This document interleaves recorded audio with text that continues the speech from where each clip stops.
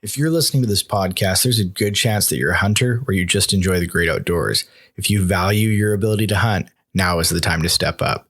There have been countless efforts to vilify hunters and denounce the legitimacy of the science-based wildlife management model. There's no science to this stance, and it is solely emotionally charged. We don't want to see what happened with the grizzly hunt replay itself again with the remaining large carnivores or big game species. It's a slippery slope, folks. We need to stand together. Now is the time for hunters to be united across all organizations and show our combined support.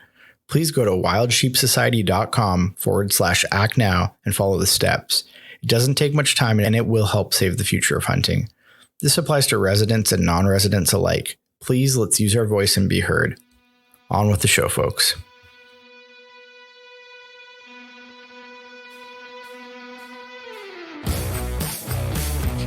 This is episode 22 of the Wilderness Locals podcast. On this episode, Wasey and myself chat with Jeff Lander from Primitive Outfitting.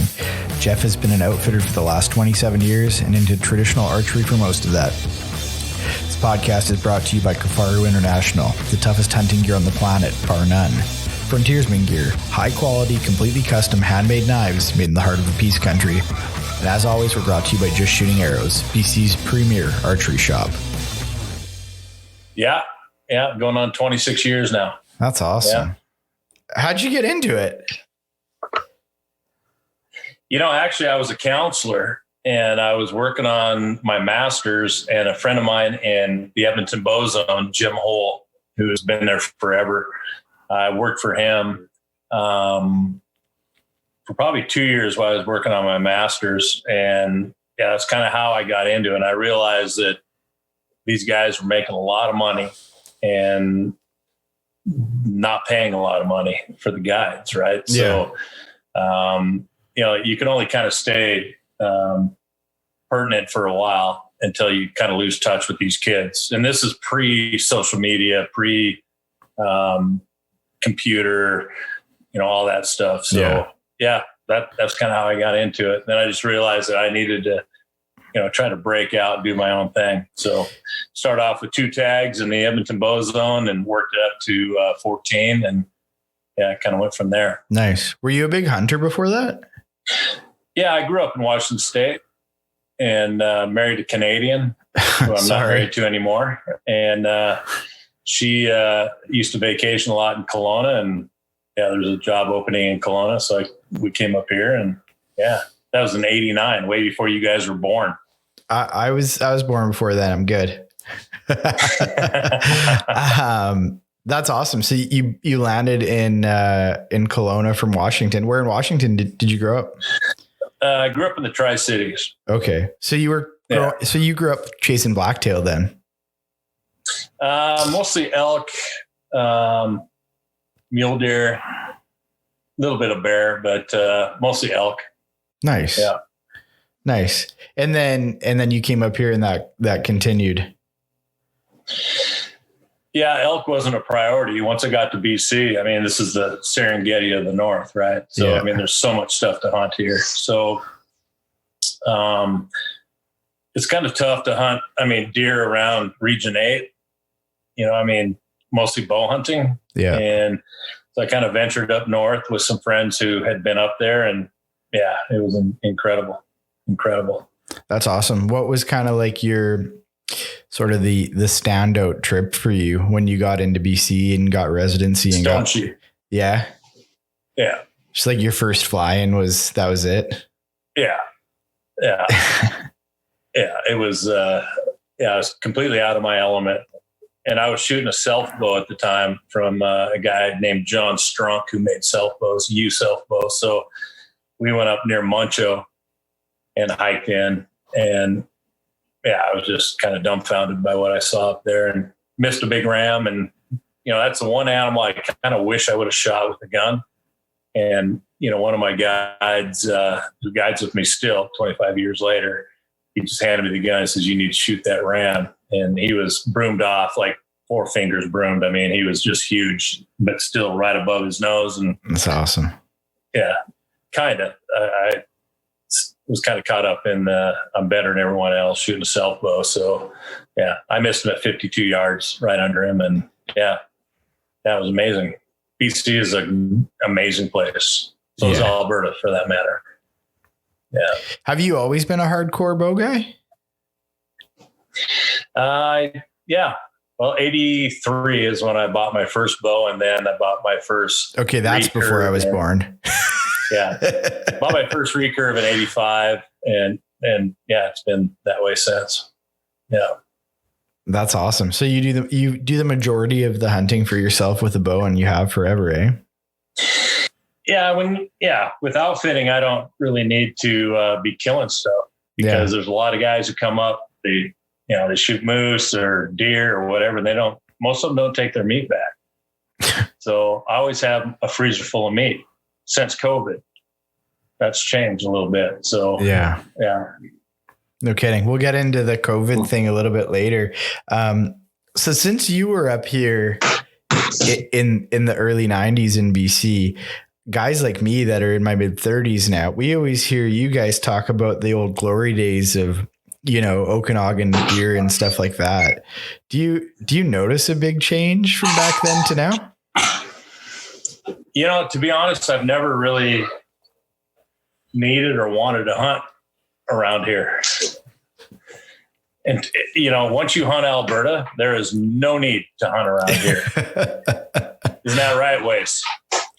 Yeah, that's right. Yeah, I can attest to that too. Yeah, I mean, I started off, my guiding was in the Edmonton Bow Zone. And, it's probably the best whitetails in the world, even still, in my opinion. But, yeah. So I've hunted a little bit around here, but when I get back in, early November, I don't even hunt here. Yeah. There's just too many guys. Not that it's not good. I mean, there's places you can go that's good. But, yeah. I hunt Alberta for deer. Yeah. Yeah. Hey, I want to just circle back quick. So you were working for Jim Hole. Is Jim Hole Jr.? Is that yes? That's his boy who's running it now. Well, yeah, his dad.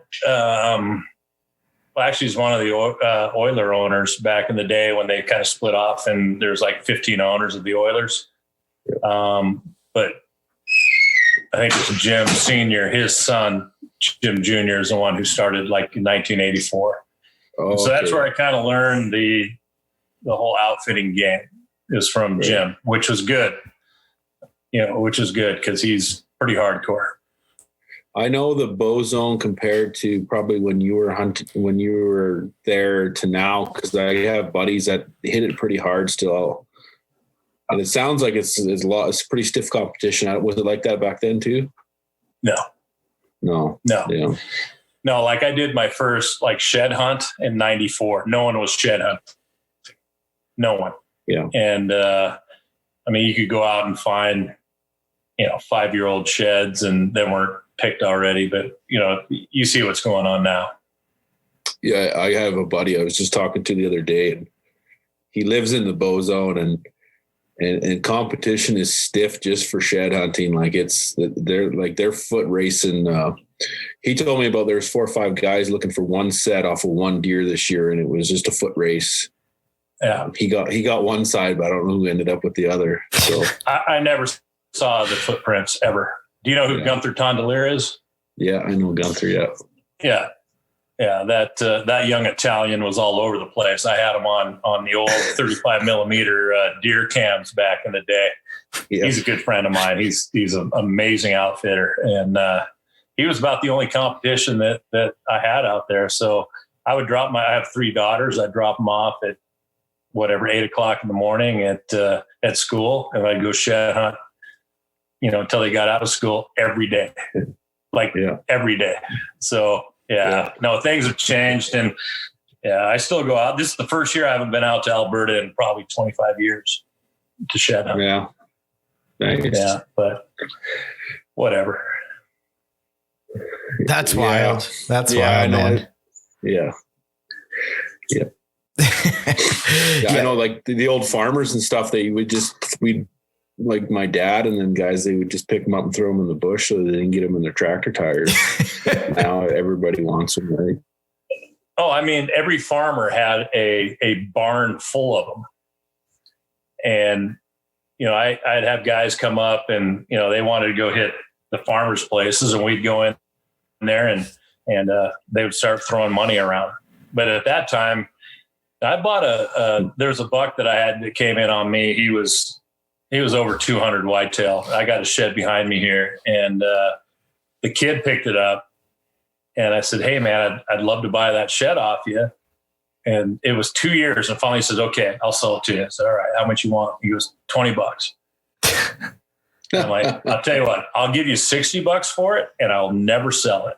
Only because he was face to face with me, and it was one of the biggest whitetails I've seen. But yeah, the Edmonton Bow Zone is a special place for sure, and still is. If you can handle sitting in the cold, I haven't hunted in 2 years, but I love going back there. I still have a lot of landowners I've known forever, and now I'm dealing with their kids. And my daughters still go out there and go shed hunting, and that's awesome. Alberta's awesome. You said you have three. You said you have 3 daughters, Jeff? Yeah, they're 32, 30, 29. They're your age. Nice. I have 3 daughters too that are about, I don't know, 4, 2 and something almost brand new. Right. So I'm doing the same grind you did 30 something years ago. Yeah. Yeah. And did they all end up into hunting? None of them have hunted. They'll 2 of the 3, one of them lives in London, England. And, but the other 2 have cooked for me in my BC camp quite a bit. Last year, my oldest, who is 32, we went shed hunting for 5 days, which is the first time we've done that in a long, long time, down in where you were hunting mule deer. Yeah. You told me you're hunting mule deer. It was amazing, man. I mean, it's just fun going out there and hanging out with her. Yeah. Enjoy the time with your kids now, because they're going to check out. You know what? Trust me. Everybody says that to me too. They're like, enjoy this time. It goes by fast. You don't know what you're missing until it's gone. And like on daughter 3 now, I'm like, oh, I understand what you mean. Like my 4-year-old's like a little person now, and she like kind of wants to do her own thing sometimes. When they're babies, you have their full attention, and I would pay huge money to have my kids your age for a day anyway. Yeah.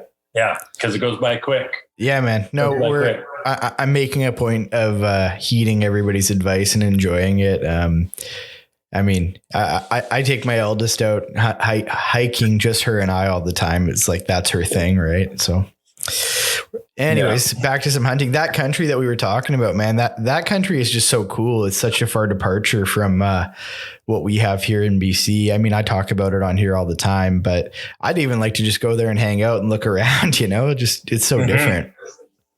It's wild. Yeah. And south of where you were, I mean, there's a lot of dinosaur.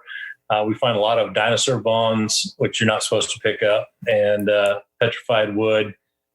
A lot of old native camps, like teepee rings and stuff that we hunt around. So it's pretty amazing. We got into some of that stuff. Anyways, you and Chad were geeking out a bit. They found like a sharps round and stuff.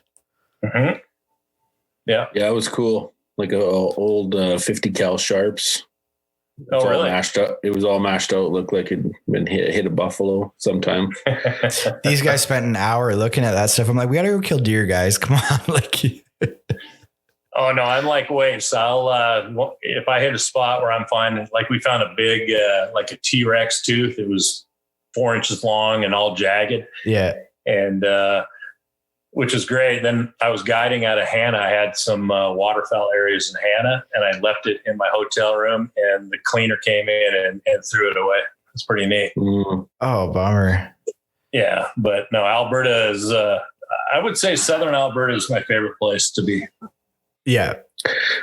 I can't handle the wind. You're a rig pig, man. You can handle it. You're gonna bring a toque next time. He was whining pretty good there. I think I was much more prepared than Wasey, huh? It wasn't bad. It's just that wind, man. It just drives me nuts after about day 5. Yeah, but that wind is what gets you close. Yeah, I know. It's nice to have that, but I hate it. Yeah. So so you're in Whitecourt? Yeah, that's where I'm living here now. So I guided for elk with Jim with Hole up in Whitecourt way back in the day. We were on some river. I'm going to say southwest of Whitecourt.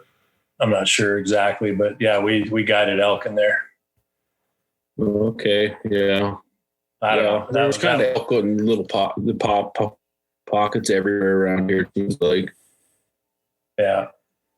But that's awesome. So let's get back to kind of your sort of hunting thing. So you get into BC, you get the stone sheep vein gets tapped and you get hooked into that. Do you spend your next bunch of years chasing stone sheep or what? Yeah, when you have kids, you kind of have to pick and choose what you're doing, right? Yeah. So I've been on, I think this will be my 6th year into where we were talking about, and my 7th or 8th year going in for them. Mm-hmm. So, it's a commitment, to go. And, I'm a lot older than you guys. I'm 56. So I'm kind of seeing the writing on the wall as far as being able to do these hunts and enjoy them. So I've been working hard to kind of get ready for this one. And, like I said, I've had my opportunities up there and we did a caribou hunt this year, which is amazing, into a place that, you can't get any better. Yeah. And, no, I'm just trying to rattle off some hunts in BC that, before I get too old to do them. Yeah. I think I sort of have this unrealistic goal of kind of trying to kill everything in BC that I can before, maybe I have to focus on 1 or 2 species. And it's like that list for BC is just monumental because where we live, right? It's like, you're going to be all over the province to make it happen. You guys got into some caribou last year, you said? Yeah, we killed one. He was 405, one that was 387. And I don't even know what the other one was, but I had an issue with my dog. So, with his spine. So we had to fly out 3 days early, and 2 of those days before that, I was just kind of hanging out with him. So I didn't know that he had a genetic issue going on, and it was pretty brutal. But how's the dog now? He's good. I think I'm going to Vancouver on Thursday to get his 3rd shot. It's like a epidural steroid shot into his spine, but I think we're going to have to do surgery. So, but I got another dog that's down in the States right now being trained. So we do a lot of bird hunting. Yeah. I was listening to that podcast. Well, I don't know. I was doing something at home that you did with Snyder last week there. And, after the podcast, my wife was like, can you ask him when he comes on your podcast, how his dog is doing now? I'm like, yes, I'll ask how the dog is. Was that the most recent podcast for Snyder? Yeah. Okay. So Snyder is a typical guy. He'll go, hey, what are you doing? Oh, dude. I'm drinking coffee, looking over the lake. He goes, you want to go on a podcast in 10 minutes? It's like, yeah, I got time. So that's Snyder. That's what he did that to us too. He texts me. Yeah. He's like, hey, I have time now. And I was like, I'm like at work. Wasey's at work. Wasey like hid in a janitor's closet. I just like jumped out to my truck. Like, he did that to me at 5 a.m. one morning. He's like, hey, you want to jump on? I'm like, well, I was sleeping, but sure. I don't even answer the phone at 5 a.m. if he calls. Yeah, he doesn't sleep, that guy. But I got to tell you, I mean, you guys have kind of hit the, I don't want to say big time, but yeah, you've had, I see you had Doug on there, Duran and Schneider and Mr. Downs. And you've had, you're doing well. That's great. Thanks, man. It's just, the whole thing is to have a kind of an honest thing that's not weird and no ego behind it. And we don't really have an agenda. Like, buy a hat if you want to help me pay for microphones. But other than that, it's just, we're hanging out, you know? Yeah. It's fun, man. Yeah. It's really fun to be able to sit down and just have a real conversation with guys, you know? For sure. So one of the things, I mean, I wanted to talk to you about, we can talk about all the stuff you've hunted for a whole lifetime here, but one of the things I did want to get into with you was, so like your guide and outfitting business in BC, how much of a hit was it for you when they did the grizzly ban in 2018? You know, I've been doing it a long time. This is like my 26th year. So,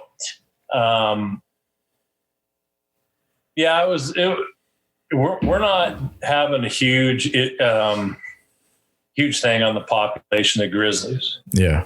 In my area. Usually it's like one a year we shoot. But the locals who get tags, who come in and kill them. It's made a difference for sure. And grizzlies are becoming more of an issue for us every year. Not so much in the spring. I mean, spring we're seeing them big time the first 2 weeks of May. Yeah. And then they just kind of dissipate and go up into the mountains where, follow the green up. But in the fall, I have not had an issue too much with grizzlies. My guides have. Yeah. Where like, calling moose and stuff. And all of a sudden you got a grizzly in front of you and whatever. But they're becoming more and more confident. Let's put it that way. Yeah. So, I mean, and financially, big time. Yeah. Grizzlies are a big money animal. But on the flip side, BC extended the black bear season to the end of June. So I was able to recoup that money, as far as bringing another group of black bear guys in. So for me, it didn't have that much of an effect, Yeah. But it's a problem. I mean, they're becoming a problem. Yeah, I heard you saying on Kifaru Cast, like there's areas in your territory you guys won't even rip around on e-bikes because you'll come up on one of those things. No. That's wild. Yeah, no, because they're so quiet, right? So, and that's started with, Luke from Gladiators Unleashed. I actually just am working on booking him on this thing too, which I don't know if I'll be able to get drunk enough to do it, but we'll try. Yeah, you will. No, Luke is an amazing guy. He came up and killed a really nice black bear, but Frank from Kifaru would just needle him all the time. And I mean, he choked Frank out one night where Frank was knocked out. He was out cold. And then another time he grabbed kindling from the wood stove and just beat his butt. I mean, but he just pokes at Luke. So with Luke, I know he'll give you a strike one, strike two, and you better back off because he's going to do something bad to you. Yeah. But no, Luke, I did a podcast with him and by the end of it, I couldn't understand what he was saying. He's been hit so many times in the face, and then you throw some whiskey in there, and he's But But anyway, with Luke and another guy, Drew, we're riding the bikes, came up on a boar grizzly in the ditch, and you can just see his hump. It was one of my guys that was with him, and I preached to him. I said, "Listen, if you ride up on a grizzly, just mellow out." Just let your guide, he's got the gun, don't worry about it, whatever. And Luke and Drew turned around and hauled ass and got the hell out of there and left my guide Ryan just, luckily it was a boar. He just looked at him and just like stared at him. But if it was a sow with cubs, it would have been bad. Yeah. So there's a lot of places that I won't ride those bikes in now. Yeah. And safety. I guess everybody has to keep their head on a real swivel now. Is that a big change for you guys?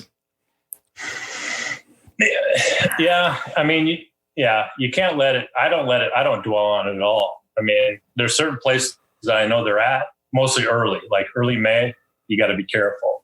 But as it gets, later they move up. It's not an issue. Yeah. Unless you're blowing a predator call, then it's a different story. Yeah. Where Wasey lives, he's looking out over his shoulder constantly now.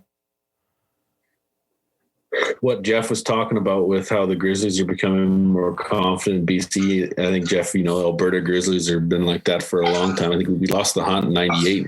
Mm-hmm. Then things, they don't care at all. No. I used to hunt grizzlies up in like in Catamount and up around the mine there, but yeah, no more. Have they opened that back? Are they thinking about opening it up? They created a draw code, I heard. Then last I had ever heard of it, they were waiting for our government to change, and it did. And then all this COVID stuff happened. So I don't know where it's at now. It's kind of just sitting stale, but Have you seen what Callahan talk of it? Who is that? Ryan Callahan. Yeah, I caught a glimpse of it. Yeah, I think I didn't that's follow fascinating. They're trapping them and tagging them and stuff. And you should get Cal on your podcast. I think he's a hard book these days. I can help you on that one. That would be awesome. Yeah, it'd be great, man. Having Doug Duran on the other day, it was kind of cool to chat with some of those boys. Those guys, I think, do a lot for hunting, as they do, as unfavorable as it is in some circles, it seems. But I think those guys do a ton for hunting. I mean, me and you were chatting the other day, and you were saying you were a little worried after doing the Kifaru cast because you seem to be cool with those guys too. And some of the stuff you said, Well, I was worried about being canceled, first of all. Yeah. Yeah. I use terms that might be 5 years old now as far as our I think you're indigenous community. Yeah. But I think you're out of the scope of being canceled. Yeah. I agree. And nothing happened. I didn't really care anyway, but it was innocent. Yeah, no, the end of that podcast was pretty interesting though.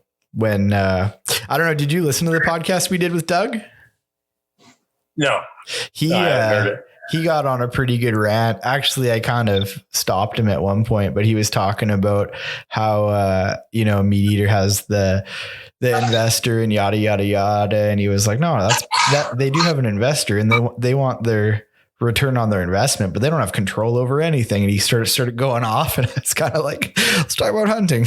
Like, I don't know enough about this to get into it with you, but, I think Meat Eater is at the top right now, I think. Yeah. And, all those guys are really good fellas, and, they've been up with me a couple times, and I mean, Steve doesn't listen to any podcasts. He doesn't watch any of the hunting shows. I mean, he doesn't want to do that because he doesn't want to have that affect his, what he's doing. Right. And he's the real deal. And I think that Ranella will go, and I said this on Aaron's podcast, that, he'll go down as a modern day, as far as writing and stuff. I mean, he will be remembered for a long time. Yeah. And I really believe that. Yeah, I admire Steve, and he's different. If you're, you kind of got to be in the same realm as him, or he has no interest. Yeah. So, but he's a good dude, and all those guys. I think I've donated to BHA for quite a while, and now I'm not. I kind of backed out on this one this year, only because of COVID. Mm-hmm. I can't really afford to be giving away hunts like that, but they're good guys. Yeah. Callahan's a really good guy. Callahan's hunted Southern Alberta a few times, and he's coming back up this year at the end of October. And Cal's a good dude. He's a young dude too. I think he's our age. Yeah, he's in his 30s. I knew him when he was like 18. He was a videographer for ASAT Camo. Nice. Is probably, for me, one of the best camos out there. I still run some ASAT. I love ASAT. I'm sorry that Sitka got rid of it. Same with First Light, but they got to make money. So whatever. Yeah. I bought a bunch of First Light when they were getting out of it. I spent a bunch of money on their ASAT. Yeah, a few years ago they blew it all out. I bought a gang of it too. It was cheap and it works good. But if you're hunting Southern Alberta, you got to buy the ASAT, the leafy wear they got, the top mostly. And I always put the leafy wear on the top of my bow because ASAT rules. in southern Alberta, in my opinion. So. I know exactly what Wasey wants to ask right now. You ever run one of those strap-on decoys in southern Alberta? I've got one. No. It's like a sail, right? Yeah. Fuck. No, I haven't. Yeah. I because I can't attach it to my bow in a way that I can see anything. You know what I'm saying? Yeah. So no. Yeah, man. We, I think the first big deer we stalked in on, me and Wasey are belly crawling, and Wasey was right with me. We both got right there, and Wasey pops up and ranges him, sits better. And he's like, 83. I'm like, let's get closer. He's like, we can't get no closer. And I mean, he would know. So out of ground. Wasey's a traditional guy, aren't you? Yeah. Yeah. What are you shooting? I've been this year. I'll be with a Tolkien Chinook. Okay. But last couple years was with Jack Kempf's Quick Stick. Yeah. Shot some critters with that, and then before that, I was rocking a bow. I've been all over the place. Look, I'm always buying and selling bows, but I had a border and some bears and all sorts of crap. So nice. But I kind of settled in on these Tolkies here. I'm really liking their craftsmanship, and I like their bow bolt system. So it seems to work pretty good. Nice. And Jared's a rad dude. Dude's the nicest guy ever. What are you shooting, Jeff? What am I? What are you shooting for bow? I kind of switched back to the Morrison recurve because I've got no cartilage in my shoulders. So I've got a Centaur, which I've been shooting for 5 years. It's 51 pounds. My Morrison recurve is about 49. So I kind of switched everything, my shooting style, everything. I'm kind of going with the Tom Clum style, and it's working for my shoulders. So I was supposed to have surgery in November in Oklahoma, but because of COVID, I couldn't get down there. They were backlogged. So, yeah. But back in the day, everybody, like when I say back in the day, it would have been when you were breaking out with a trad bow. So that would have been what, 80s?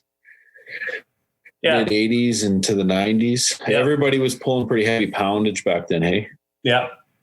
Like that was the thing. My first longbow was 80 pounds. Yeah, exactly. Yeah.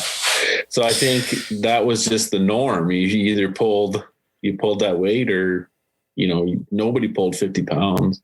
No, it wasn't a thing. No, you can't even sell a 65-pound recurve a longbow right now. No one will buy it. No. I shoot like 48 pounds out of my Satori, and like 50. I think my whip is 50, but Chad stole it, so I don't have it anymore. But I had a guy message me. He's like, "Hey, what's the legal lowest hunting poundage in Alberta?" And I think it was 40. I'd have to double check that, but I'm pretty sure it's 40. And I told him, I said, "Well, it's 40, but I'll have to look." And he's like, "You think I'd kill a bull moose with that?" I'm like, I don't see why not if you got the good head and you're real close. But yeah, exactly. Maybe, I don't know what to say to some. I get quite a bit of that. People asking about shooting moose with lower poundages, but I'd like to stay around 50, 55 is pretty comfy usually. But I got a long power stroke, right? I'm 31 inches, so I'm pushing some stick out there. That's awesome. So we can kind of get into a bit of the COVID thing. So have you been, did you guided out in Alberta last year, obviously, because we kind of ran into you in a roundabout way, and we didn't text. We should have, sorry. Hold on. Hey, Jeff, do you got a canopy on your truck? I do. Yeah. Okay. I think I seen you. I'm pretty sure. Yeah, I was telling. What color? Waste. What color truck did you see? I believe it was red, but I think the canopy was maybe white, but I can't remember. No, my canopy matches. Okay, it might not. I can't remember now, but I remember it was a canopy, a red Dodge. Yeah. Red Dodge, red canopy. Yep. Yeah. Mm. Yeah. It was funny because we didn't know you were going to be there. And then that guy you had out there, he was posting on Instagram like crazy. And I was like, man, that looks an awful lot like where we are right now. And then a few hours later, Wasey texts me. I was on the other side of a hill glass, and then he was on the opposite side. Texts me. He goes, I think I'm looking at Lander right now. more than like. I wasn't 100%.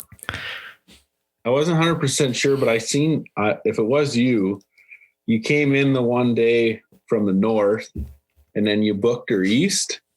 You went through a gate. That must have been. That had to have been you, because I was watching that one basin there. Okay. Yeah. No. So I immediately said, "Well, then we're in the right place," because he knows where to be. Yeah, you got to hold me. I would have helped you out with whatever, man. Yeah. Well, I think. Are you going back down around the same time, Jeff, this year? Yeah, I'll be down there in September for a week, and then I'll be back down the end of October. Yeah. What do you think's better in terms? Do you like earlier September or October better? I like October.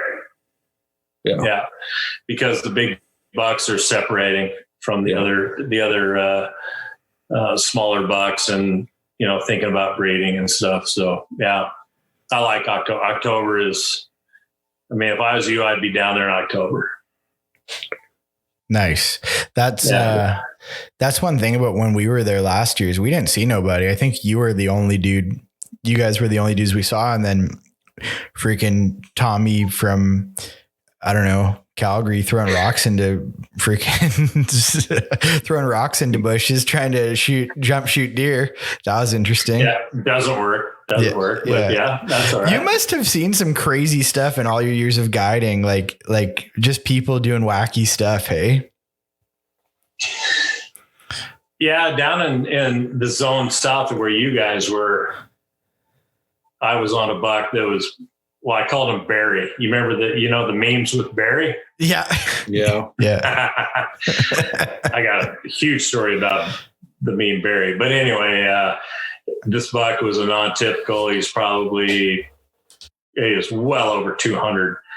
And there's a couple kids there from the Hat that were up, and I'd sit up and watch them all morning long as they were running around the coulees with arrows on their bows, like sprinting, but they were young. They were in their 20s, exactly what I would have been doing at their age. And I'd just sit there and watch them. And anyway, this buck Barry, I was, that day it was, the winds were probably 25 miles. I sit a lot. I just observe a lot. The less you're walking, the better. If you got a good observation, you watch them, you wait for them to bed, and then you work in. I never work in on a buck after 11 a.m. Never, because they move around a lot. Anyway, this buck bedded, but I couldn't really get a good view of him because my scope was, 3 miles. It was moving, but he had a big frame.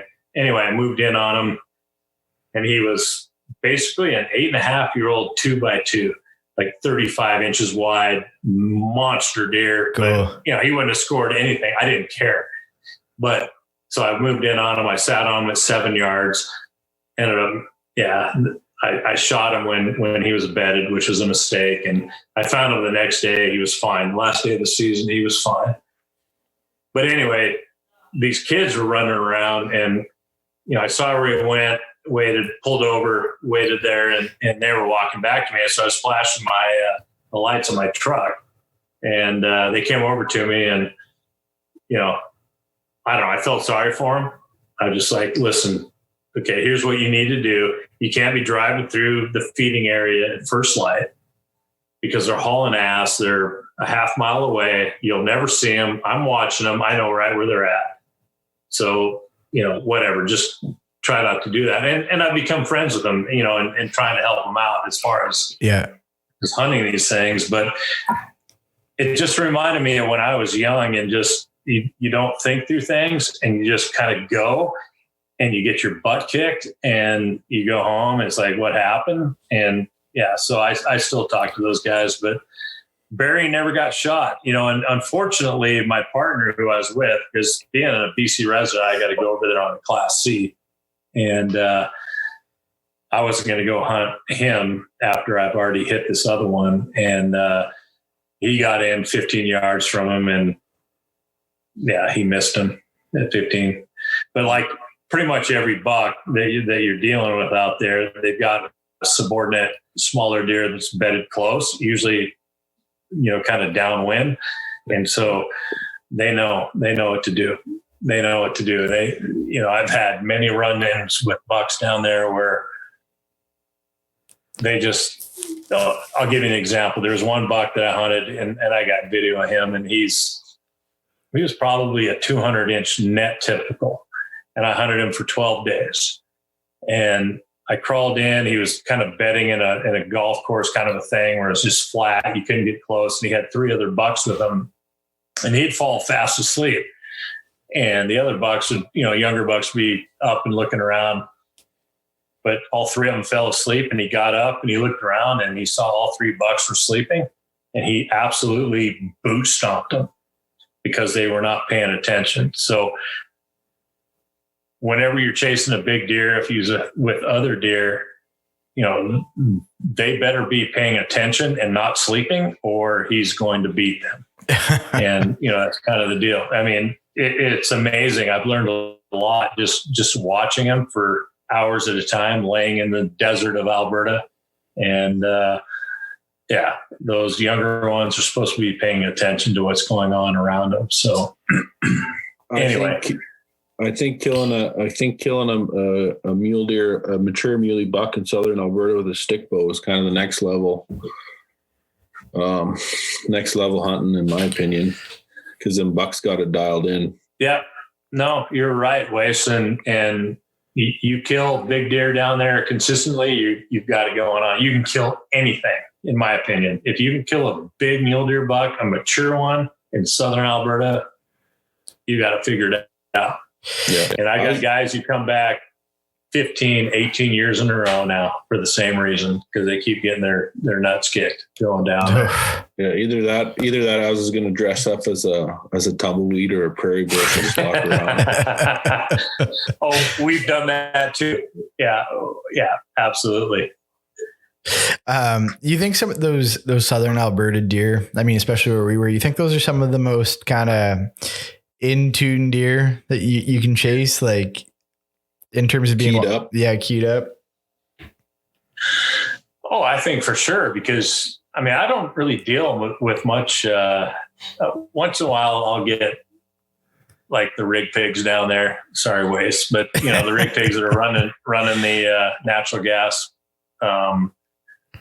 stuff, and they got their bows in there, and they'll go ripping down for half an hour, then, they're on the clock. So they go back to their trucks. But yeah, I mean, you bump one and it's like dominoes. They just, they run and everything picks up and goes, and it's just like a wave of mule deer. So yeah, it's tough. It's really tough. Something I noticed in there, man, like if I messed up on getting close to a younger deer that I wasn't necessarily going to shoot, maybe just like a practice run. We did a couple of those in there, like, that's not a deer we'd shoot, but let's see how close we can get, just because you're falling over these things.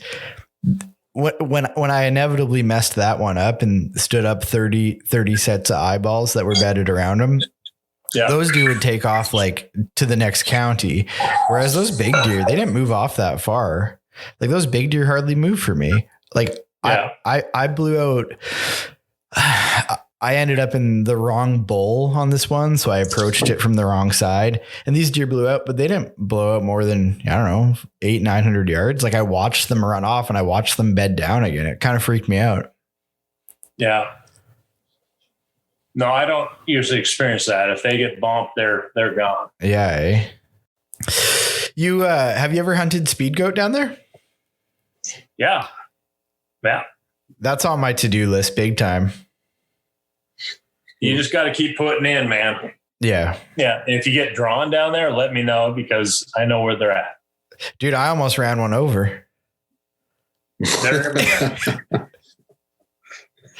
They're cool, man. I had never seen them before last year, and that was the first critter we glassed up when we got there. Oh no, maybe second. We found a whole bunch of whitetails first, but we're glassing up these speed goats, and I'm like, man, I could kill these things. I could sneak up on those things. And he's like, no, you can't. You can't sneak up on them, Ty. I'm like, no, I could get close to that one. Then we figured out that the real trick was just cranking on a crow call, and they just stopped dead. It was bizarre. Yeah. Yeah. I shot one. I've only shot one down there. I had a tag during the rifle season, and then I watched a rifle guy shoot it right when it was coming to the water hole. But I used decoys, came in, shot it, but I hit it in the head, which is horrible. And 7 hours later, I finally put him down. But yeah, he was a big goat. There's a lot of good goats down there for sure. There is. Yeah. No, we've seen lots of good numbers when we were down there. Some big herds. Yeah. It's good. So yeah, you got to be putting in there. I haven't done it since, but yeah, you got yours. Yeah, exactly. And every time I look at him, I just shake my head and I just apologize every time I see him. It's like, I'm so sorry, dude. Yeah. Yeah, it was bad. But anyway. It'd be interesting to watch Wasey shoot one with a stick bow one day. Yeah, it's doable. I mean, it was a mad panic the whole time. I mean, you pop up the decoy, they haul butt, and they come in and they rip by you. But yeah, usually high speed. But it's crazy when you're. Go ahead, Wace. When are they rutting, Jeff? It's that September when you're decoying them. Yeah, late September. Yeah. Because I'm ready to pull everything. Like I got my archery's ready to pull, and so is my trophy. It's ready to pull too. So I got to start cleaning up some tags, but I try and get some of this mountain hunt stuff out of the way first. Well, yeah, just message me and I'll let you know. Yeah. Where I see them anyway. Wasey's. I've been hosting Wasey out west here, and we're doing our first goat hunt together next year. So not far from where you and I were talking about. Pretty exciting. Mountain goat? Yeah. Nice. Wasey's packing a stick bow in. Crazy person. Oh no, I'll get in tight. You got the rifle, right? No, I'll be on compound. So okay. I got the old training wheels to, I keep saying, no, we're going to get to like 80 yards. He's going to be like, turn to tell me how he's going to plan his stock. And I'm going to be at full draw about to pound this thing. Yeah. Yeah. That's typical for a compound guy. Yeah, for sure. Totally. Shoot him in the butt cheek. Yeah. No, he's first up to bat. Well, I think we'll get into him. Yeah, we got some good help, so that's cool. So have you taken a stone, Jeff? No, not yet. Nope. Hopefully this year's the year. Yeah, hopefully I had my chances and two really good chances, and yeah, those are at the top of my misses, which I could write. Well, probably a couple volume book on it. Yeah. As far as what I've messed up on, but yeah, stone sheep and grizzly bear are my pinnacle for me. Yeah. All the years with the Grizz, Jeff, and did you just never found one that you kind of wanted, or just? Well, I had to draw in my area. So yeah, I mean, I've only drawn twice, and never really had an opportunity to shoot at one. So yeah, it's grizzly is way high on my bucket list, and I'm trying to figure out how I can get it done. And it's not very many places left you can hunt them. I think Alaska is right now, and nowhere in Canada. Or I guess Yukon. Hey, Yukon. Yeah, Yukon you can, but I think BC is going to open back up. I really do. I think they'll have to, right? Yeah. Yeah, they're becoming a problem for sure, but it's a contentious animal. So, yeah. Mm-hmm. So a stone sheep is a big one on the list here. What are you looking forward to chasing this I guess I just answered my own question. You're looking forward to chasing stone sheep. Mm-hmm.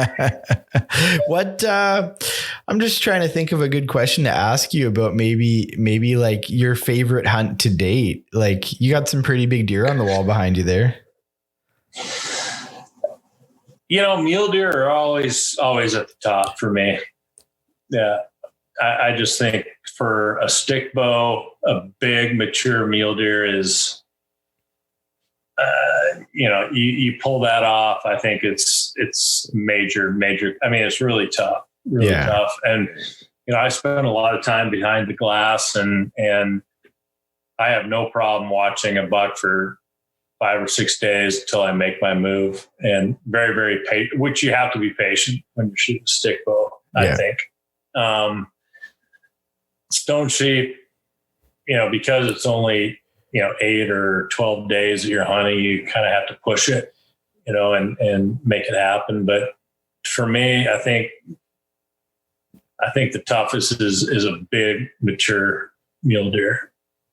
Whitetail, I've hunted them a lot. I've had a lot of opportunities with big whitetails. If you sit in a funnel or whatever for a week, you're going to have your opportunity, I think. When you say, Wace? Yeah. With whitetails, it's you can plan them a little bit better than mule deer. I think you can really hunt them pinch points. I've always hunted, I've always kind of said to myself, I've always just hunted the land. I never really hunted the deer because the land just dictates where the deer moves, and that's kind of how I've always played it. It seems to work out. Yeah. And deer are slaves to their stomachs 99% of the time anyway. So. Yeah, for sure. And I mean, big bears too are a lot of fun. Yeah, man, that's growing. I've shot a lot of bears, but it's getting higher and higher on my list just because it's a hunt for me that super fun, just relaxing. Yeah. I can just go out with, it's not you could have 3 guys with you and it's a good time. I love it, man. Every year is just getting funner and funner. And yeah. And you've done well, man. You've done well with big black bears. Yeah. I killed some good ones, and I like to keep out. I don't know. It's just kind of, I just want to have fun with it. Right. Yeah. Black bear is a huge part of your business. Hey. Yeah, big time. Yeah, it's probably 2 months of what I do in the spring. And, I get a lot of folks that come in. Do you find it's growing in popularity? Since you started? Yes. The spot and stock aspect of it is getting huge, and people are getting away from baited. And I really don't know why, because baiting is kind of, it's not easy to bait a big bear. No, it's not. That's how I started out. Yeah. And, but a spot and stock is becoming gaining popularity, I think, a lot.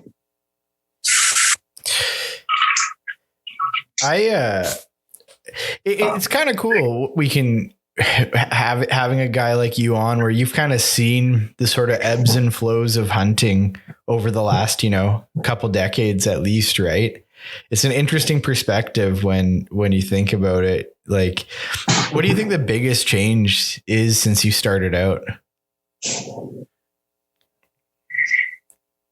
I would say social media. Yeah. Do you find a lot of people are just hunting for photos now when you take them out? A lot of these guys. Me and Jeff actually talked about this. My wife just walked through and she's just shaking her head. I go after a lot of people. I used to go after a lot of people. I don't so much anymore, but I've been blocked by some of the best. Oh, me too. Me too. What bothers me is, using animals to the lack of respect for animals. I mean, if I shoot a deer or a bear, very rarely will you see me post him more than twice. Yeah. But there's one guy online who posted this mule deer it was kind of funny because I kept hashtagging it. It was like 41 times he posted it in a year.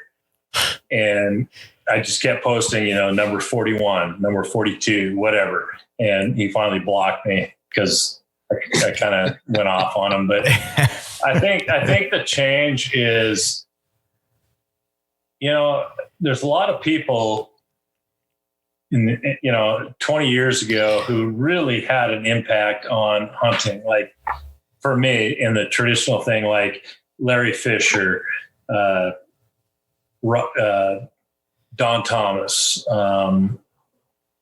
there's a bunch of them, Marv Klinke, Monty Browning, right down the line, who don't even have a presence right now on social media, who are complete studs when it comes to hunting. And, I did a podcast with Schneider. I think it was Stickbow Chronicles. And we were talking about that. I said, Aaron, you will not be remembered for what you shot. You will be remembered for what you invented. Schneider is completely he's way above everyone else as far as his innovations with the pack, with the tent, whatever. Yeah. And, I think that's the biggest change is that you can be a social media star if you pump yourself, big time. And you've had some of them on your podcast who have also blocked me. But anyway, we've had somebody on our podcast that has you blocked. I'm sure you have some, when you threw out the ask me a question thing, I'm sure there's some on there. Oh yeah, dude. I've had, not to get off track, I've had a few guys reach out to be like, hey, I'd love to have you on the podcast. I'm like, hard no. Yeah, really? Not into it at all. The ego thing and stuff is not happening on here ever.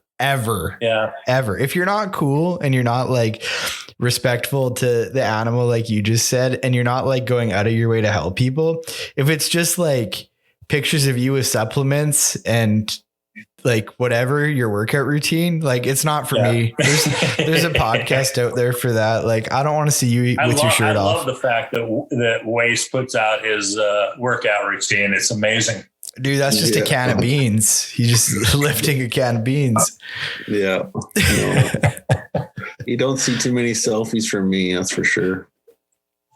And that's good. Nobody ever knows what I look like. I can't handle it. They're like, you should post more pictures of you. There's one photo of me on the internet. Dude, I thought you were older than me. And you're half my age. Yeah, I'm 33. Yeah. How old are you, Ace? 36, 35? 37. Yeah. Yeah. There you go. Yeah. But with the social media thing too, man, it's just like you said, it's just, where does it end? And I think we're kind of getting to a point now where it's just trying to hurt us where we can't fix it. Yeah. I agree.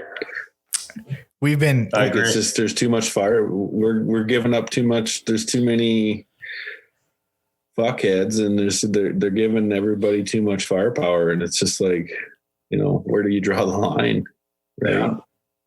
Yeah, we've been getting into this discussion lately pretty heavy duty on here.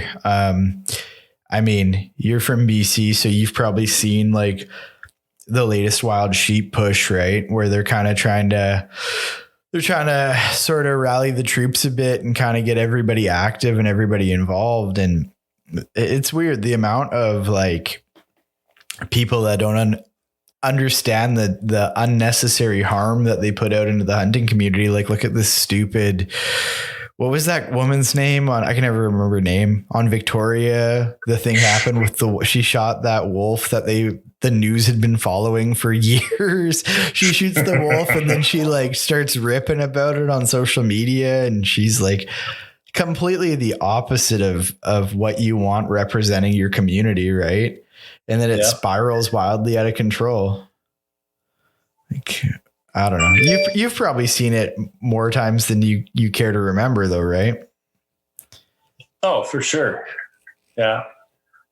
No, my wife is amazing in that, because she's put the phone away, and I'm just whatever. But yeah, I've ruffled some feathers, and I've even ruffled Callahan and Aaron's feathers a little bit, but that's what friends are for. I get away with that with Aaron because, I'm older than Aaron and he does listen, right? But in my opinion, Schneider is probably the number one guy right now Waste might agree or disagree, but right now in the traditional community, that guy has brought more people in to the traditional hunting and shooting than anyone in a long time. 100% agree. It's this is like Aaron said this a long time ago. He says, he was talking about traditional bow hunter magazine. He says the new generation does not give a fuck on how to build a quiver out of a coyote. They do not care. And so what he's reached is the people that are my age and younger or whatever, right? That 30 to 16, I would say. And he's recruited more people. But I know all those guys with traditional bow hunter very, very well. And they don't really, I don't think they really care. Yeah. No, like there's two sides to it, right? Like, you can, but he has brought in a lot of people, right? Oh, 100%. So Waste, my two first clients were E. Donnell Thomas Jr. and TJ Connor.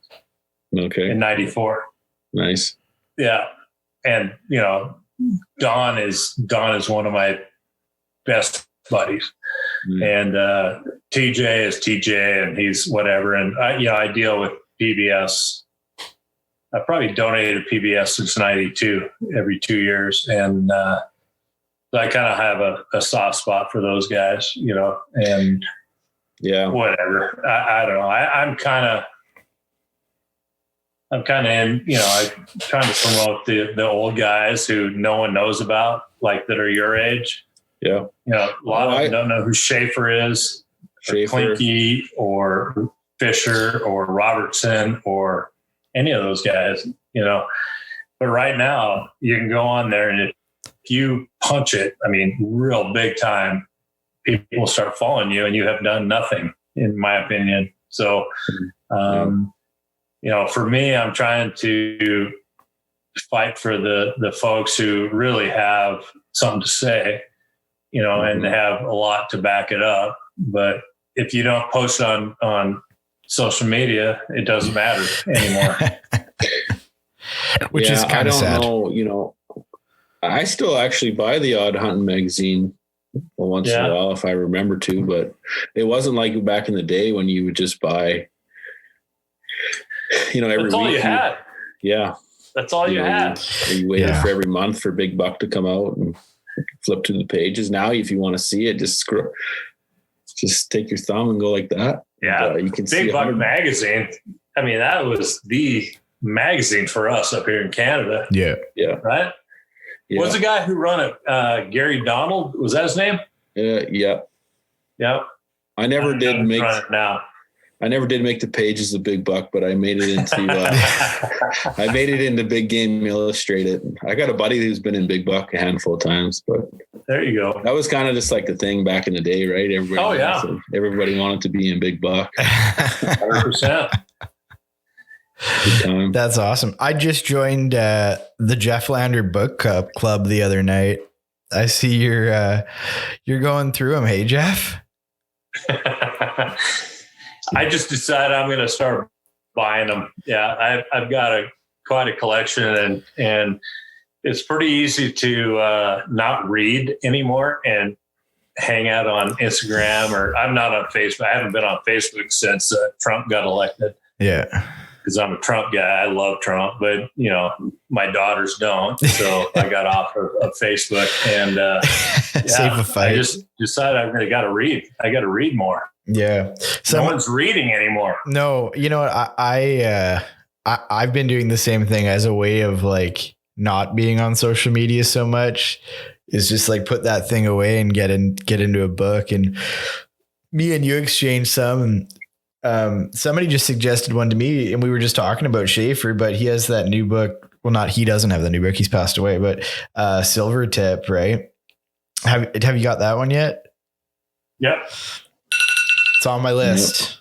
It's on my list. I'm going to have to check it out. I'm going to try to get somebody on from Silvertip to talk about him. That'd be cool. Hey. So, boy, yeah. Hey, Waze. Yeah. Have you got how many of Don Thomas's book do you have? One. What? One. You got to fill your bookshelf up with those ones. Yeah. Yeah. The Silvertip book was written by, so the guy who took over Paul's apprentice, it was his dad that did the book, I believe. Right. I can't remember his name, who's running the company. Robert Windauer. Windauer. Yeah. For a guy that has a podcast, I can't speak very well. Yeah, it's Dave Windauer. There you go. Yeah. I haven't read the Silvertip book, but I'm a fan of Paul Schaefer's. That'd be cool to check that anybody, man. I love all them guys. I love old Larry D. Jones. I love Dwight Shue. All them guys, man. That's Chuck Adams, Fred Eichler. I grew up with all that. I love them guys. So I had Dwight. Dwight was my hero when I was a kid. And so in high school, I think in 82, I had his book, Building for Elk. You remember that? Yeah, I've heard of it. I don't have it though. So anyway, back then you couldn't go on Google like you can now. And he was from Klamath Falls, Oregon. So as a junior in high school, so that would, for you Canadians, that would be grade 11. I called information and got his number and called Dwight Shue, and he talked to me as a grade 11 guy. He talked to me for an hour. And so fast forward 15 years, he hunted with me like 7 times. That's awesome. Dwight Shue. And same with Larry D. Jones, who is just an amazing guy. And we lost Dwight too soon, and Larry's getting old and whatever. But I mean, no one knows those guys. No, man. That's what one of my buddies said too. He's like, do you think anybody knows who Chuck Adams is anymore? Since this whole backcountry hunter Cam Haines thing. Does anybody know who Chuck Adams or he has me Jones blocked. Is? Cam, let me back on, buddy. No, I actually blocked him before he could block me. Cam posted something about wolves one time, and I replied, and I got instantly blocked. So I don't know what that was about. I got blocked by Cam, and I met him at a show in Arizona a long time ago, and he had his book, Backcountry Backpacking or whatever. And he goes, "What do you want me to sign it here?" And I said, "I don't want you to sign it. I just want to buy the book." And he started to call himself Beast Mode. What? Remember that? Yeah. And I was a huge Seattle Seahawk fan. So the only Beast Mode was Marshawn Lynch. Yeah. And I said something like, "You know what, dude, you're not Beast Mode. The number 24 is Beast Mode." And, whatever. And he blocked me and has since then. Yeah. Since then. But I don't know. I mean, yeah, whatever. I mean, Cam is he's an animal. Yeah. As far as running and whatever. And I don't even care anymore. Man, if you're 5'3", you have to act like that though, So I mean, he's done a lot of good things, and I'm not going to take that away from him, but for what I do, I don't really care what he does. Yeah. Let's not stay on the Cam Haines topic. Schneider calls me a internet Nazi.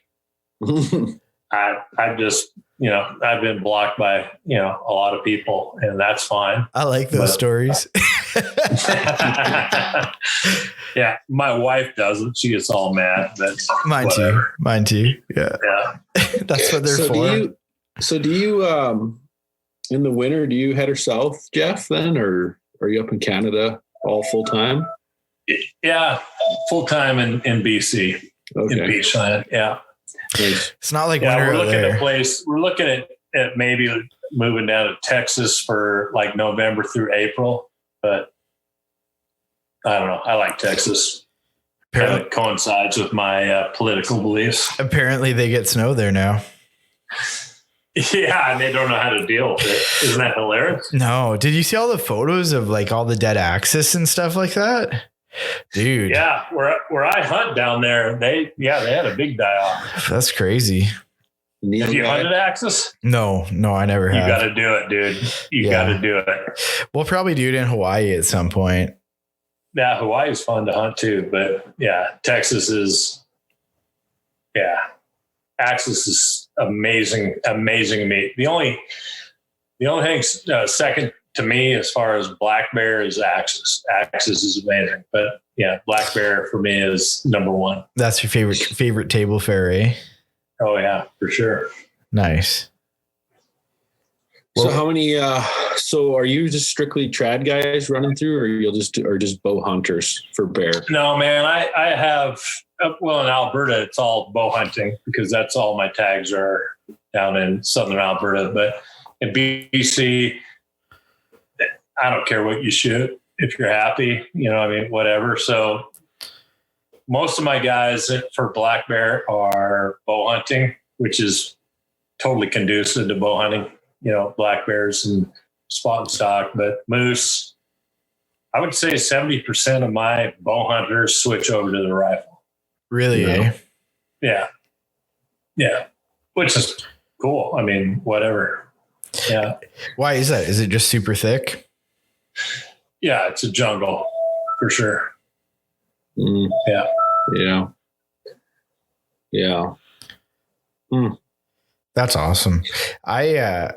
It always just blows my mind the amount of country that BC has and how much it varies, like I hunt down here on the coast and I'm in the jungle chasing blacktail, and then you get into the caribou and it's like super open country. It looks like that hoodoo-y stuff in Alberta, and then get up to where you guys are chasing moose and it gets too thick to shoot a bow. Like it's mind boggling, man. Yeah. How it's all the same place. Well, I drew a tag last year in my area, and I didn't have any guys in. And I hunted it for 8 days on our river, and I had a couple shots, but they're frontal, and I didn't take them. And I was looking for a good bull, and it was. It's quick, and that's what I tell my guys. I said, that's great. You're bow hunting. But are you willing to shoot a rifle? And I don't really care if you shoot one or not. It doesn't matter to me. But I would suggest you do that if you can, because a lot of guys are flying in, and moose meat is amazing, right? I mean, it's really good meat. Yeah. So, and I want them dead. I mean, I want to take some moose out. So, and most of them do. Yeah. Have you ever taken any caribou with a bow, Jeff? Mm-hmm.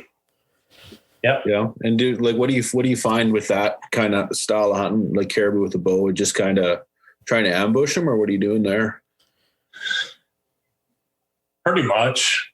Yeah, pretty much. I mean, the one I shot was with a Strunk self bow, and he was just catching up to his cows, and I shot him. And this last year I was really particular with what I was shooting, and then my dog got sick, so I had to bail out. So I've got the flight booked for 2022 to go back in, and nice. Yeah, caribou it's a lot of fun. It's a lot of fun. Yeah, we're talking about doing it in 2022 as well. Mm-hmm. We're probably gonna fly in with Ronnie, I think, and maybe try to get Wasey and do a caribou, and I'll probably go chase sheep after that. Yeah. But who's Ronnie? Ron, the guy that we were talking about before the podcast. He's okay. My super sheepy buddy there. Yeah. So would you say caribou is one of the more fun northern hunts that you've done? No, sheep. Yeah. Hey.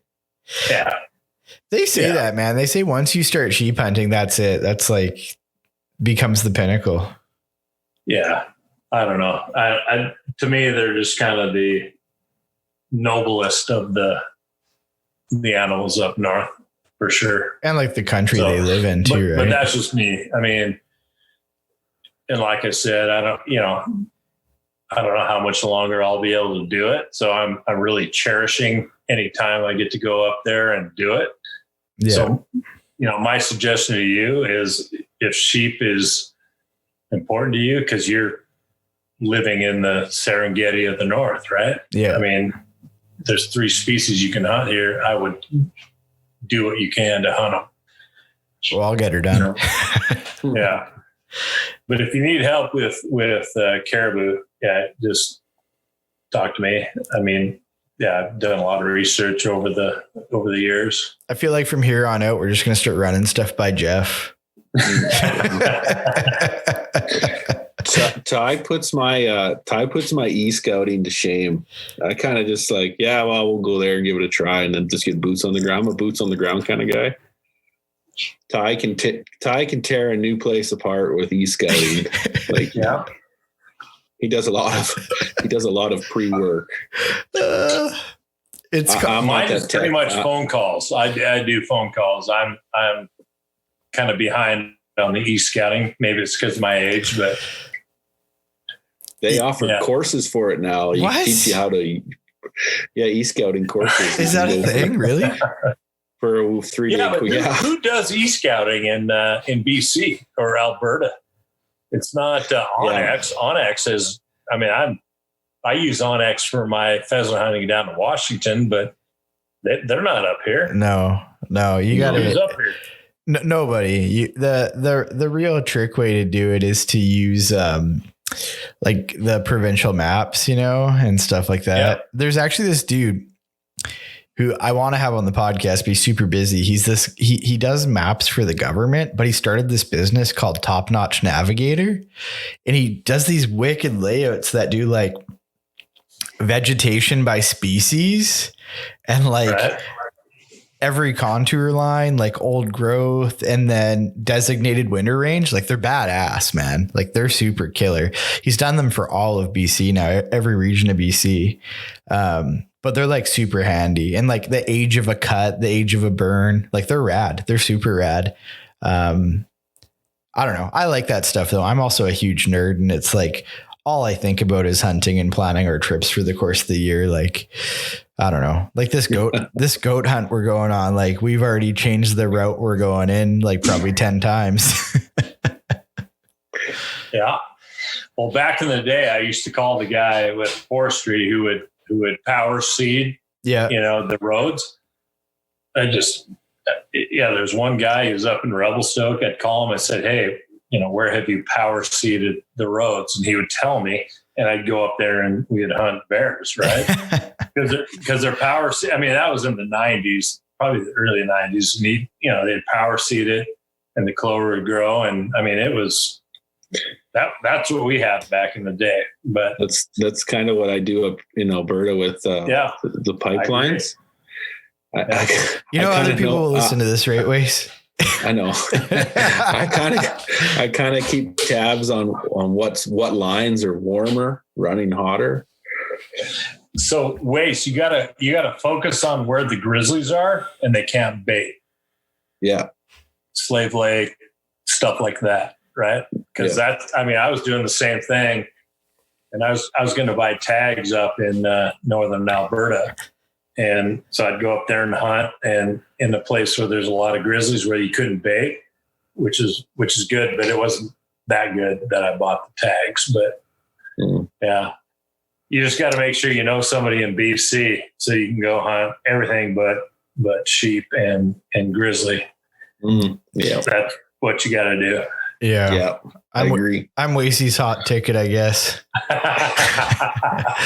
why he's here right now, by the way. Yeah. Well, that's when you talk about Jeff and you're like, oh, I'm getting up in age and I want to start getting some of this mountain stuff done. That's kind of where I am. And, I'm only in my mid 30s, and I'm like, hey, I got pretty good knees and legs yet. Yep. I got to start checking some of this shit off. And I can do whitetails. I can do muleys when I'm older.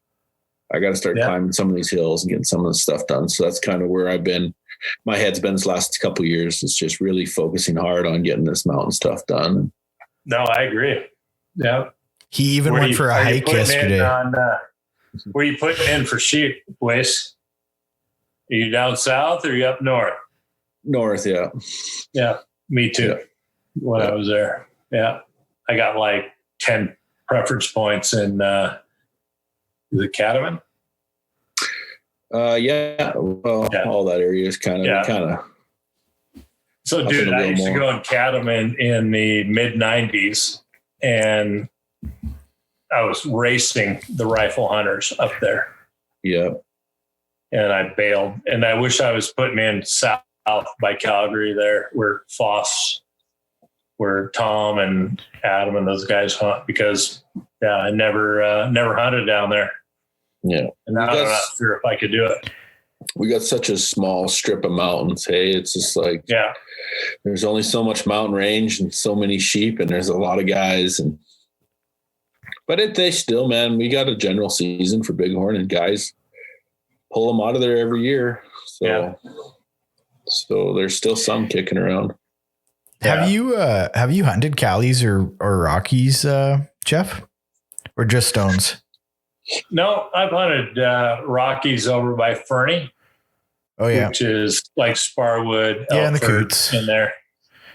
Yep, and Callies in the southern Okanagan. Yeah, cool. But yeah, I mean, the chances of me getting in on, I had rifle guys walking by me all the time, and whatever. Yeah, it seems like a bit of a foot race. Like I've been in, some of those spots too, and it's like the amount of people in there is crazy. Yeah. I think just hunter numbers, I don't know, maybe I'm crazy, but there's just a lot of people out there now and everywhere. Yeah. It's just like, I don't know.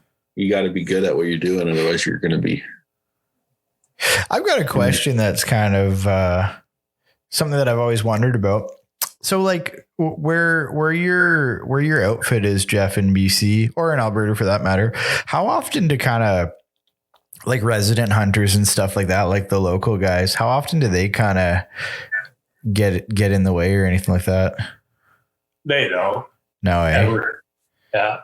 Huh. So when Dwight Shue and Larry Jones came up, they videotaped, the post office in one of the communities, and I had a lot of people next year, but most of the guys in BC go high. Yeah. They go way up high, which is stupid. Yeah. Which I'm not sure if you want to post that or not, but the big bears are not high. Yeah. In early May. No. In BC, in Alberta, I had Dwight out there, and never. Yeah. At least at that time, no one paid attention to social media at all. Did you ever tell him?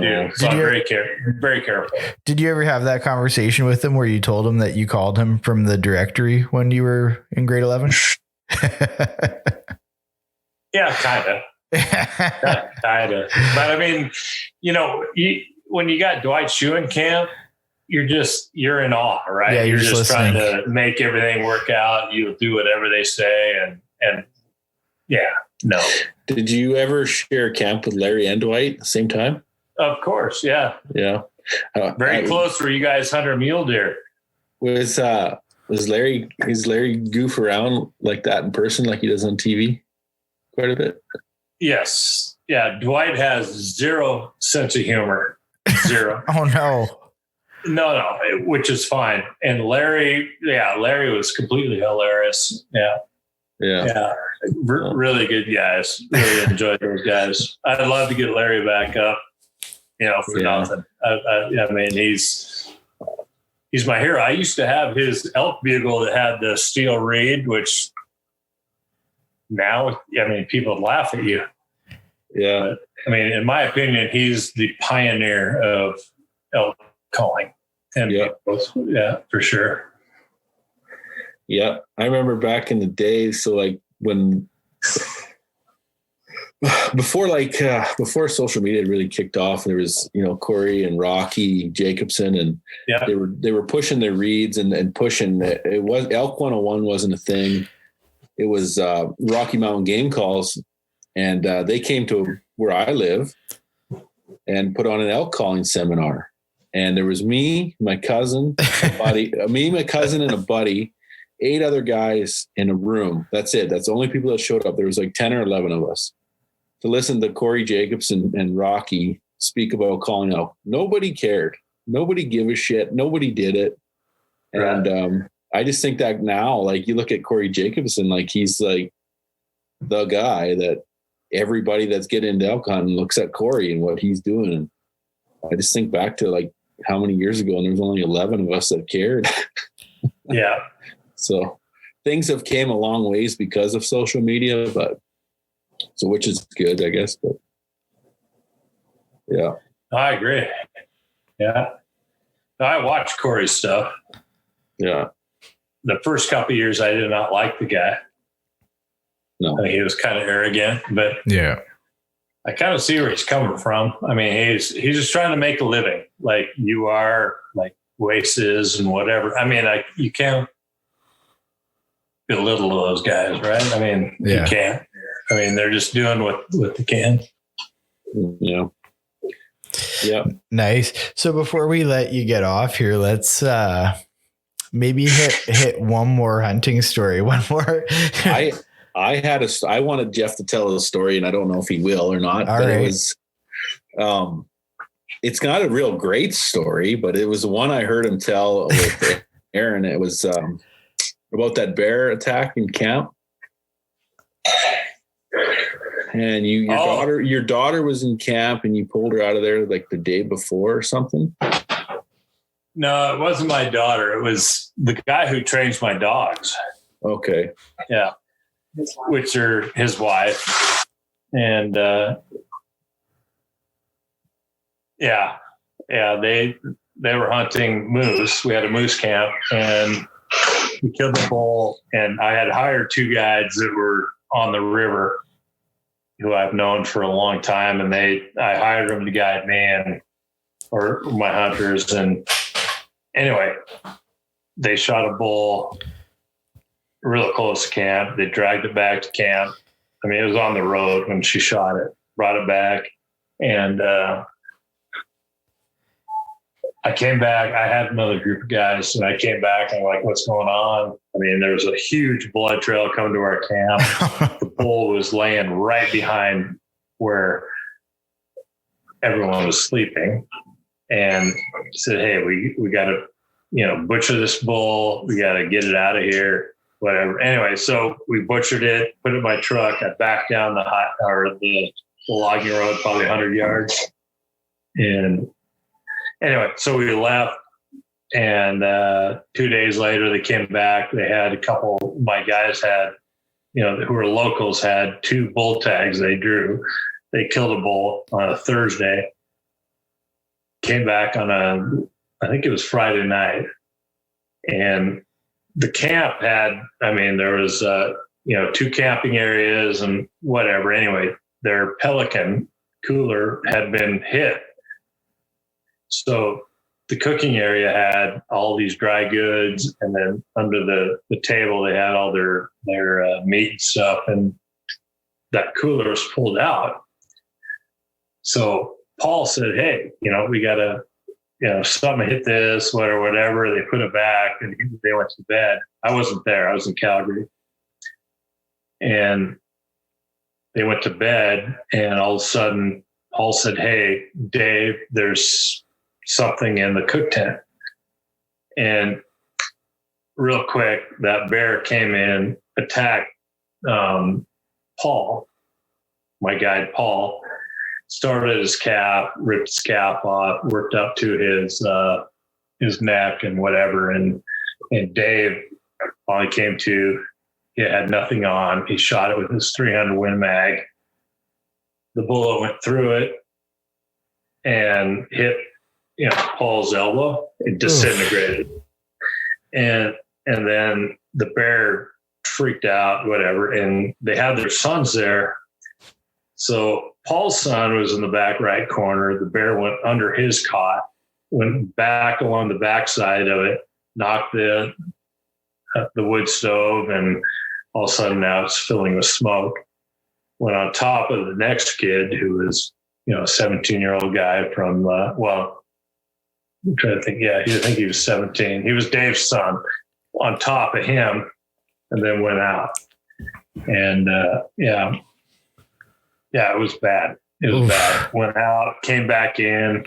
The one kid shot it with a double aught buck, and the picture. I'll send you the picture, but the bear was standing right next to a 5-gallon propane tank, and he shot it and killed it. But yeah. It came back after that, after it had already been shot with the 300. Yeah, it went out.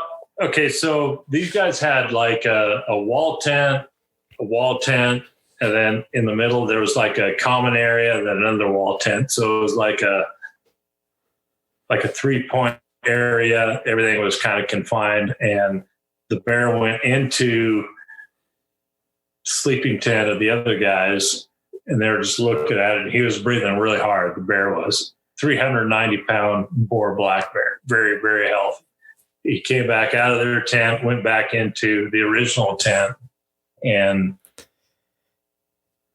the kid shot it with double aught buck and killed it. I didn't realize it was a black bear until you just said that. I thought this was a Grizz story. And no, that's what gets me about this.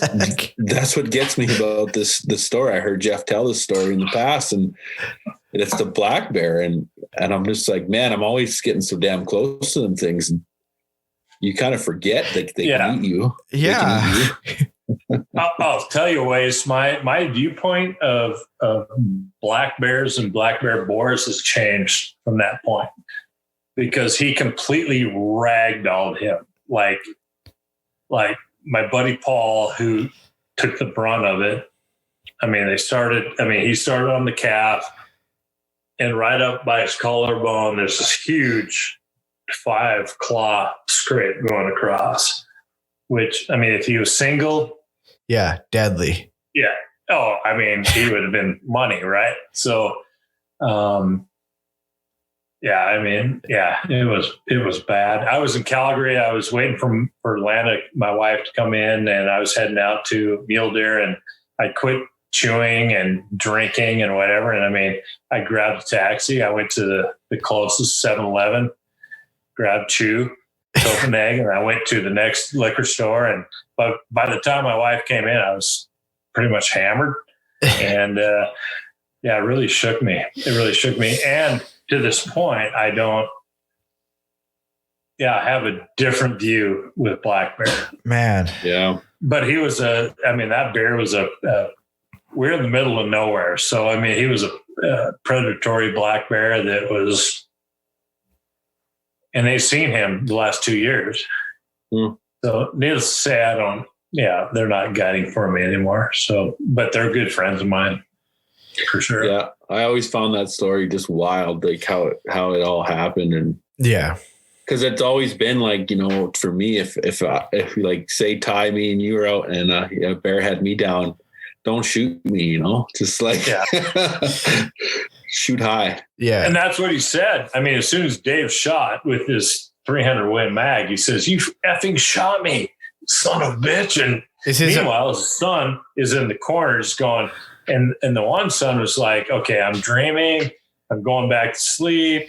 I don't know what's going on." It's really amazing how people react to traumatic experiences, right? Yeah. He's like, he for him, he was dreaming it. The other kid who ended up killing him was more aware and whatever. But your buddy's elbow is just toast now, hey?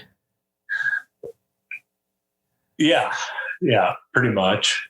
Like a 300 Win mag at a couple of yards, it's going to be a mess. Jeez. But his attitude is. Have you ever watched the movie Horrible Bosses? I'm the wrong guy. Maybe Wasey has. Yeah, I think I've seen it. Okay, so the guy who was the dental assistant, you remember him? Yeah. Jennifer Aniston, who was hitting him all the time. Yeah. That's him. Everything he says and does is him. And he's like, wow, he's freaking out. But anyway, the bad situation. So ever since then, I don't I kind of changed my approach on big black bears for sure. So, like sometimes with bear, I don't even have a backup. You know, I'm just No, me either.